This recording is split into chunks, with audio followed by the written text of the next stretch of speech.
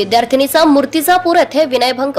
विद्यार्थिनीचा मूर्तिजापुरात विनयभंग झाल्याची घटना दुपारी 3:30च्या दरम्यान बीटी मॉल समोर घडली आहे. यावेळी फिर्यादी मुलीने दिलेल्या फिर्यादीवरून हकीकत अशा प्रकारे आहे की सदर विद्यार्थिनी माना येथून मूर्तिजापूर येथे हे शासकीय उद्योग संस्था मूर्तिजापूर येथे शिक्षण घेत असून सोबतच लग्न सोहळ्यात सुद्धा ब्युटी पार्लर मेकअपचे काम करत आहे.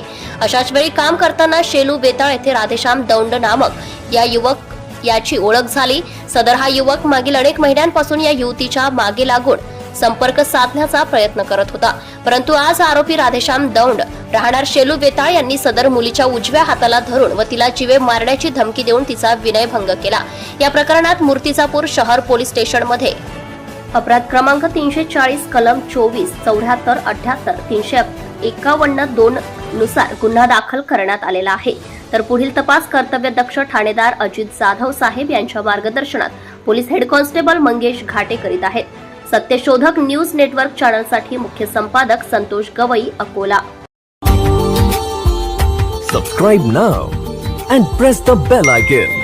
Never miss an update.